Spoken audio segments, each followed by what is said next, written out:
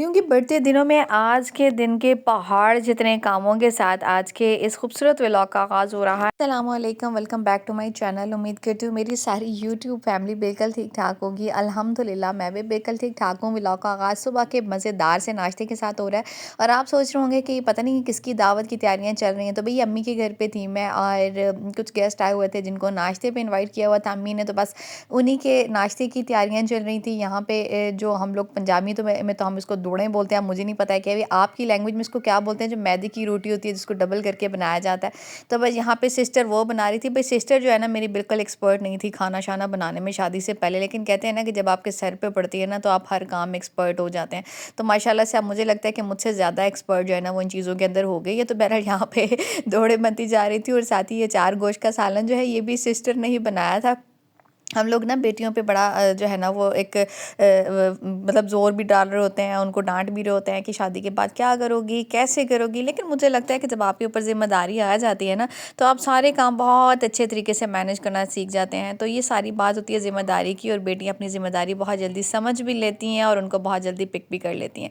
साथ ही यहाँ पे जनाब बन रही थी मज़ेदार सी चाय, और चाय बन रही थी भाभी के हाथ की। भाई चाय तो भाभी के हाथों के पीछे ख़त्म है, इतनी टेस्टी इतनी मज़ेदार सी चाय बनती है। उनके हाथों की चाय मुझे बहुत पसंद है। तो मैंने उनको बोला था भई आप मसाले मसाले जितने भी डालने हैं चाय के अंदर मुझे डालने हैं। तो बस मैं जो है ना वो जल्दी से चाय को देखूंगी और साथ ही बाकी की चीज़ों में क्या क्या बन रहा है जनाब आपको वो भी दिखाएंगे। तो इस पॉइंट पर आप सारी बहनों से ये है जो मेरी वीडियो को पहली मरतबा वॉच कर रही हैं, आप सब मेरे चैनल को सब्सक्राइब कर दें और बेल आइकन को भी प्रेस कर दें ताकि नए व्लॉग्स आने वाले जितने भी होंगे वो आप सब बहनों तक पहुँचते रहें। बहुत दिनों से ना व्लॉग कोई ख़ास अपलोड नहीं हो सका है, मसरूफ़ियत। अच्छा ये दिन इतने छोटे होते हैं और इनमें आपका काम जो है ना वो इतना बढ़ जाता है। मुझे अभी भी याद है कि जब मेरी फातिमा छोटी सी थी, ज़ाहिर है पहली बेटी, और उसके साथ ना मुझे दिन इतना छोटा लगता था कि अक्सर औकात ना मैं रोने लग जाती थी कि मेरे काम ख़त्म ही नहीं होते और दिन ख़त्म हो जाता है, यानी मुझे अपने लिए बिल्कुल टाइम ही नहीं मिल पाता था। लेकिन फिर मुझे अंदाज़ा हुआ कि मैनेजमेंट ऐसी नहीं थी, बस टाइम इतना कम है, दिन इतना छोटा सा है कि आपके काम ख़त्म नहीं होते हैं बल्कि दिन जो है ना वो आपका फ़ौरन से ख़त्म हो जाता है। बहरहाल यहाँ पे मज़ेदार से चने जो थे ये मैंने बना लिए थे और साथ ही अचारी आलू का सालन भी बनाना था नाश्ते में। तो भाई भरपूर नाश्ता जो देसी किस्म का होता है ना, बस यहाँ पे वो बन के तैयार हो रहा है। मज़े मज़े की दुड़ें भी बन रही हैं और ईद का सा समा। अच्छा वैसे भी ना दावत वगैरह हो या किसी की शादी हो और इस तरह का नाश्ता बनना तो ऐसे लगता है कि ईद का सा समा है।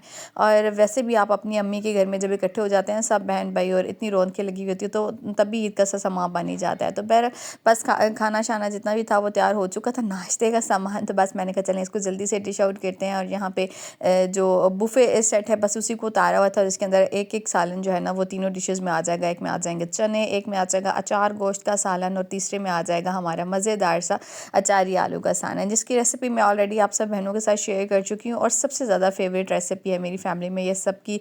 तो बस जनाब यहाँ पे लास्ट में मैंने कहा चले गरम मसाला पाउडर थोड़ा सा डाल देते हैं और हरा धनिया भी डाल देते हैं जो कि हर सालन की जान होती है। तो बहरहाल जनाब सब ने बैठ के यहाँ पे मज़ेदार सा नाश्ता किया गर्मा गर्म। और वैसे भी ना ज़रा सी ठंड हो जाए ना तो नाश्ता करने का बड़ा ही ज़्यादा मज़ा आता है। और मैं तो नाश्ते की दीवानी हूँ, बल्कि मेरे मेकी की फैमिली में ना नाश्ता इसी तरीके से भाई वो कहते हैं ना कि दबा के किया जाता है और एनर्जी जो है ना मुझे लगता है आपकी नाश्ता ही जो है ना वो आपको प्रोवाइड करता है। भाई इतनी भारी भरकम एनर्जी बनाने के बाद तो भारी भरकम कामों का आगाज़ जो है ना वो होना ही था। जब मैं घर पे आई तो इतना कोई ढेर मैस मेरे लिए पड़ा हुआ था, जैसे कि वीडियो में आपके सब जो है ना वो आप सब देखते ही रहेंगे।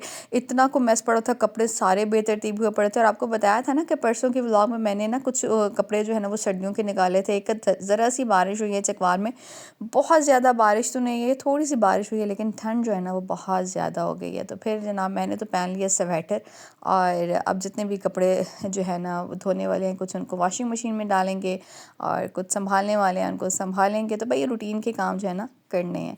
बहन का कमेंट आया था कि आप बहुत जल्दी बोलती हैं। भाई मैंने पहले ही बहुत आहिस्ता कर दिया बोलना और अभी भी आप कहते हैं कि जल्दी बोलते हैं, मतलब किस तरह से बोलूँ तो आपको जो है ना वो बात आसानी समझ आएगी। तो बहरहाल भाई स्पीड जो है ना मैंने वैसे भी कम ही कर दिया बोलने की। अब जिसको फिर भी मेरा तेज़ बोलना यार ये बोलना ही पसंद नहीं तो भाई आप ना देखें व्लॉग, आपको कौन मजबूर करता है। तो बहरहाल जो बहनें मेरी वो कहते हैं ना पक्की ठक्की सहेलियाँ वो तो देखती हैं और आप सब बहनें मेरे लिए बहुत इंपॉर्टेंट है। आपका वक्त बहुत इंपॉर्टेंट है, आपका प्यार बहुत इंपॉर्टेंट है। आप सबका बहुत बहुत शुक्रिया एक दफ़ा तहे दिल से कि अल्लाह आप सब बहनों को अपने घर में खुश और आबाद रखे। तो बस जनाब सुबह डाइनिंग टेबल पे मैंने सफाई का आगाज़ किया था, नाश्ता वगैरह तो किया हुआ था। तो फिर मैंने कहा चले जल्दी से ना जितने भी कपड़े वगैरह हैं उनको समेट लेते हैं, डाइनिंग टेबल की क्लीनिंग कर लेती हूँ क्योंकि ये जो है ना मेरा इंटरेस्ट पे हॉल में मैंने रखा हुआ है। तो जब कोई आ जाए ना और सामने इतना कोई मैस पड़ा हो तो बिल्कुल अच्छा नहीं लगता है। तो मैंने कहा चले सबसे पहले जो सफाई की शुरुआत है ना वो कर लेते हैं डाइनिंग टेबल की सफाई से। अच्छा, वैसे भी ना घर में कोई टेबल वगैरह एक्स्ट्रा पड़ा हुआ होना, चाहे आपने इस्त्री का टेबल रखा हुआ है, चाहे आपने कुछ चारपाई वगैरह एक्स्ट्रा रखी हुई है बाहर के तरफ करके, या कोई आपने ऐसा इस तरह को एक्स्ट्रा टेबल रखा हुआ है ना, तो उस पे इतना कोई खिलार डल जाता है। पता नहीं मेरे घर में ऐसा होता है, बल्कि मुझे याद है ना कि अम्मी के घर में भी ना शादी से पहले ऐसे ही हुआ करता था कि डाइनिंग टेबल पे ना एक्स्ट्रा चीज़ें इतनी कोई पड़ी हुई होती थी। यानी भाइयों ने आना है बाहर से तो जैकेट उतार के रखते नहीं है, या फिर टॉवल वगैरह रख देना है, या इस तरह की ना कोई एक्स्ट्रा चीज़ ज़रूर पड़ी थी। पता नहीं अब हमारे घर में ही ऐसा ही, आप सब बहनों के घरों में भी ऐसे ही होता है, कोई एक्स्ट्रा टेबल होना चाहिए, बस उसके ऊपर सामान जो है ना वो पता नहीं कहाँ कहाँ से आ जाता है। तो आपने कमेंट में ज़रूर बताना है कि क्या आप सब बहनों के साथ भी ऐसा होता है। अच्छा चलिए जनाब, बस ये अच्छा मैं आपको यही बता रही थी कि दिन इतना छोटा हो गया, लेकिन सारी बात होती है मैनेजमेंट की, और जब आप मैनेजमेंट करना सीख जाते हैं ना, लेकिन कई दफ़ा ना बड़े स्ट्रेस आउट हो जाते हैं। आपको लगता है कि आप मैनेजमेंट कर भी रहे हैं, लेकिन फिर भी आपके काम जो है ना वो मैनेज नहीं हो पा रहे हैं, दिन ख़त्म हो जाता है, काम फिर भी रह जाते हैं, आपको बहुत थकन हो जाती है। तो मैं आपको एक बात बताऊँ, मैं काम तो बहुत अच्छे तरीके से मैनेज कर ही लेती हूँ, लेकिन मैं अपने कम्फर्ट लेवल का भी ना बड़ा ख्याल रखती हूँ। मैं बड़ी कोशिश करती हूँ, जब मैं थक जाती हूँ थोड़ी देर रेस्ट कर लेती हूँ, पानी पी लेती हूँ, कोई फ्रूट खा लेती हूँ। तो मुझे लगता है कि ये सारी चीज़ें ना जब आपने खुद ही मैनेज करनी है ना, तो इसके साथ साथ ना आपके अपनी ज़ात के लिए भी ना थोड़ा सा सुकून बहुत ज़्यादा इम्पोर्टेंट है। तो मैं किसी भी काम का स्ट्रेस नहीं लेती हूँ, बड़े सुकून से सारे काम मैनेज करती हूँ। तो मैंने कहा चले जल्दी जल्दी से ये जो हमारा डाइनिंग टेबल का एरिया है ना, इसको भी साफ़ कर लेते हैं। इसके ऊपर मिट्टी वगैरह कुछ पड़ी हुई थी, कुछ फातिमा के दादा ने बलून वगैरह लेके इसके लिए भेजे हुए थे, और फातिमा तो गई हुई थी अभी स्कूल। और हम सब बहनों की कोशिश यही होती है भाई बच्चे जब स्कूल जाए ना, तो जितना काम मैनेज हो सकता है हम लोग पेचे से कर लें। अच्छा, किचन में आई तो हस्बैंड जो है ना वो कहीं सुबह के टाइम पे मंडी से लेके आए हुए थे गाजरें, और उन्होंने बनाया हुआ था गाजर का जूस। और इस मशीन में गाजर का जूस बनाना मुझे बिल्कुल पसंद नहीं है, क्योंकि जूस जो है ना वो कम निकलता है, और कचरा जो है ना वो बहुत ज़्यादा बनता है। तो मैं चूँकि घर पे नहीं थी, तो उन्होंने इसी मौके से फ़ायदा उठाया, जूस वगैरह बनाया, जूस वगैरह पिया। तो अब जब मैं किचन में आई तो इतना कोई मैस बना पड़ा था। यानी एक दिन भी अगर आप मेके में गुजार आते हैं ना, तो वापस आते हैं, और अगर आपके हस्बैंड घर पे है ना, तो फिर आपको किचन के ऐसे हालात मिलते हैं कि भाई हस्बैंड कहते हैं ना कि शुक्र करो कि मैंने खा भी खुद लिया, अब जितना भी सामान है ना खुद ही समेटो। तो बहरहाल मैंने कहा चलें ऐसे करते हैं कि जल्दी से जो किचन का काउंटर टॉप है ना इसकी क्लीनिंग कर लेते हैं। मशीन निकाली, मैंने कहा चलें इसका अब एक एक पुर्जा खोलो, उसको निकालो, उसको साफ़ करो, धो, खुश्क करो, और फिर उसको जो है ना संभालो। तो बहरहाल जूस तो बन जाता है, लेकिन ये है कि काम बहुत बढ़ जाता है। एक मेरा 1 पाउंड का ऑर्डर भी था, मैंने कहा चलिए उसको भी बनाते हैं। और ऑयल की बॉटल भी रीफ़िल करनी थी, ऑयल का पैकेट मैंने रात में खोला था। तो मैंने कहा इससे पहले कि हाथ लगे और ये कहीं गिर शिर जाए, इसको जो है ना पहले कर लेते हैं बॉटल में फ़िल।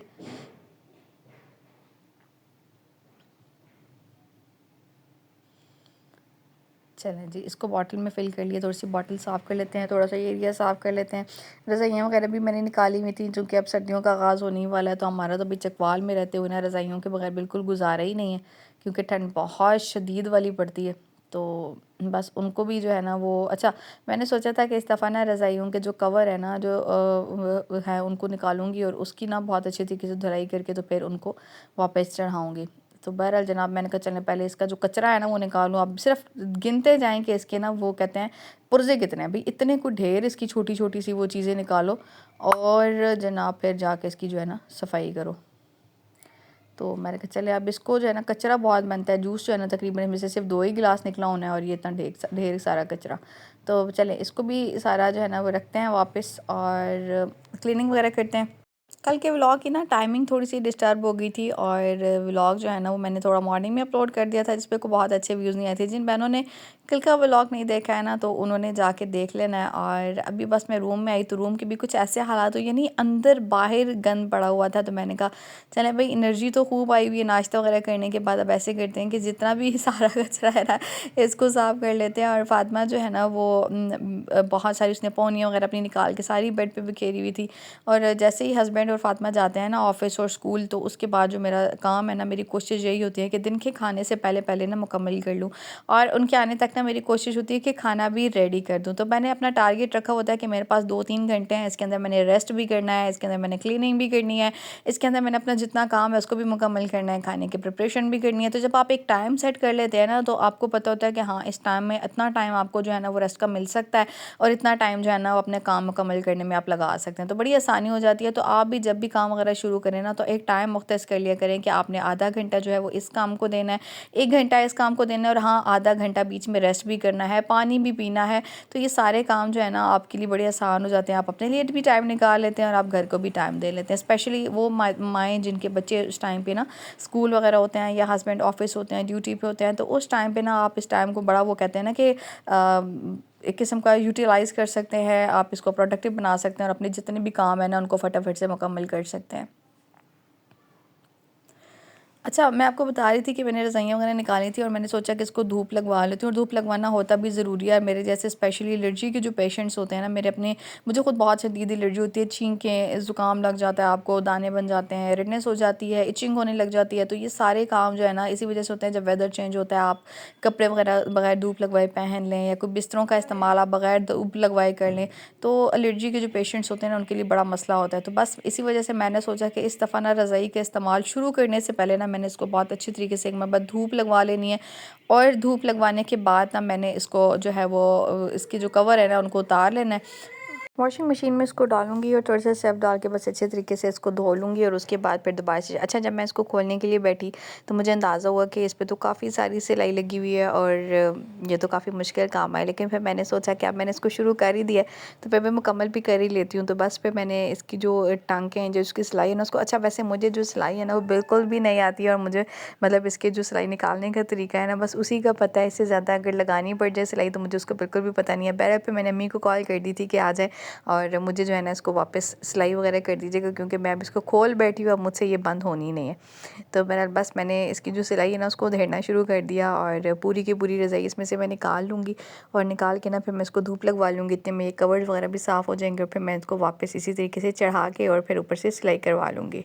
टाइम तक जब हम लोग रज़ाइयों को इस्तेमाल करते रहते हैं ना, मिडिल क्लास फैमिलीज़ के अंदर बहुत ही कम ऐसा होता है कि इनके कवर्स को उतार के वॉश कर लिया जाए।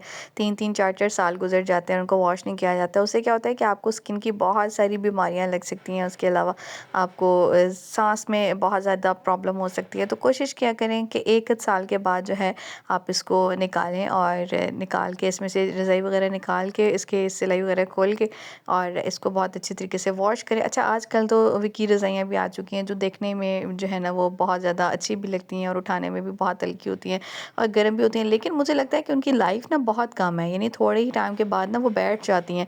और अगर बात की जाए रुई ईर वाली रज़ाइयों की, जो जिसमें रूह वगैरह भर के बनाया जाता था ना, तो उन रज़ाइयों की जो एक ज़िंदगी है ना वो काफ़ी लंबी होती है। और मैं आपको बताऊँ तो ये रज़ाइयाँ पता नहीं मेरी दादी माँ के टाइम की बनी पड़ी हैं, और दादी माँ जो है ना उनको बहुत शौक था बिस्तर वगैरह बनाने का। पुराने वक्तों में जिस तरह से पुराने लोगों को शौक होता था ना कि वो नेकी बदी के लिए कुछ ना कुछ इस तरह की तैयारी करके रखा करते थे, जिनमें उनके बिस्तर वगैरह, तकिए वगैरह, कंबल वगैरह होते थे। तो बस ये काफ़ी सारी रज़ाइयाँ उनकी पड़ी हुई थी, जिनमें से 2 रज़ाइयाँ जो है ना मुझे अम्मी ने भेज दी थी शादी के बाद, क्योंकि मेरी जो जहेज़ की रज़ाइयाँ थी वो काफ़ी बड़ी थी और बिल्कुल न्यू थी। तो अम्मी ने बोला था कि बस वो अभी फ़िलहाल पड़ी है, तुम इनको इस्तेमाल करो, फिर जब तुम्हें चाहिए होंगी वो भी मैं भिजवा दूँगी। फ़िलहाल तो बस ये दादी माँ के हाथ की बनी हुई रज़ाइयाँ, और ये रुई के साथ बनी होती है और काफ़ी गर्म होती हैं। और जब दिसंबर की सर्दी आ जाती है ना, जिसमें बहुत शदीद ठंड होती है, उसमें होता है कि इसमें ना इसके साथ कंबल लेने की भी ज़रूरत नहीं पड़ती है, यानी इतनी गर्म रज़ाइयाँ होती हैं। तो और ये ना इनकी लाइफ भी काफ़ी ज़्यादा होती है। तो बहरहाल बस मैंने कहा चलो इसको खोलते हैं, और जैसे ही मैं इसका कवर उतार रही थी तो मुझे इसके ना और मज़ीद ये समझ लें कि जो उसकी सिलाई है ना मुझे नज़र आती जा रही थी कि अभी यहाँ से भी सिली बैठी। फिर मैंने इनको जो है ना साथ साथ खोलना शुरू किया, और फाइनली जितने कवर्स थे ना वो सारे उतर आए, और फिर मैंने इनको डाल दिया वॉशिंग मशीन के अंदर। बस इसको अच्छे तरीके से वॉश कर लूँगी, और धूप भी निकली हुई है। आज तकरीबन 2-3 दिन हो गए, धूप बहुत अच्छी निकल रही है। बस एक आध बारिश हुई थी जिसने हमें पैगाम दे दिया, तब भी इस दफ़ा जो सर्दी आ रही है ना बहुत शदीद वाली आ रही है। तो उसके बाद फिर ना 2-3 दिन हो गए लगातार धूप ही निकल रही है। बस धूप पे मैंने डाल दिया है अपनी दोनों रज़ाइयों को। पहले मैंने पिंक वाली डाली, और उसके बाद जो है ना अपनी ग्रीन वाली भी डाल दी, दोनों डाल दी हैं धूप के अंदर। और बहुत अच्छी सी धूप है, अच्छी सी कोई स्मेल वगैरह हो ना बिस्तर में आ जाती है ना, स्मेल वगैरह भी हो जाती है। और वैसे भी जो है ना आप इनको बंद करके पूरा साल के लिए रख देते हैं, तो अगर कोई कीड़ा मकोड़ा इस तरह की कोई चीज़ है ना तो वो भी निकल जाती है। और थोड़ी देर बाद बस कवर भी जो है बहुत अच्छे तरीके से धुल चुके थे, तो मैंने कहा चलें जल्दी से जाके ना इनको भी तार पे डाल देती हूँ। और कपड़े वगैरह ना वैसे भी जो धूप की शिद्दत में कमी आ जाती है ना तो थोड़ा सा सूखने में टाइम लेते हैं और जब धूप तेज़ हो जाती है तो आपके वही कपड़े 10 से 15 मिनट में या आधे घंटे में सूख जाते हैं बिल्कुल। सर्दियों के शुरू के ये सारे इंपॉर्टेंट काम करने के बाद मैंने कहा चलें आप जो ऑर्डर का केक है ना उसको भी कंप्लीट कर लेती हूँ। स्पंज तो मैंने कल ही बना के रख लिया था। इसके स्पंज की रेसिपी इंशाल्लाह कोशिश करूँगी कि नेक्स्ट वीडियो में आपके साथ शेयर कर दूँ। और 1 ही पाउंड का केक था ये और 3-4 दिन पहले कस्टमर ने ऑर्डर किया था, उनको बर्थडे के लिए चाहिए था और जिसकी बर्थडे है कल ही के दिन उनका वलीमा हो यानी नेक्स्ट डे, शादी के वेरी नेक्स्ट डे उनकी जो है ना वो बर्थडे थी। तो बस उनके हस्बैंड ने उनके लिए बनवाया हुआ था, इस पर बस रेड हार्ट रखने थे। तो बस ये सिंपल से एक कस्टमाइज़ केक की डेकोरेशन थी जो मैंने कर दी थी और बस इसको केक को जो है ना मैं डिलीवर कर दूँगी कस्टमर को। आपके साथ मिलूँगी नेक्स्ट वीडियो में, तब तक के लिए अपना ख्याल रखिएगा। अल्लाह हाफ़िज़।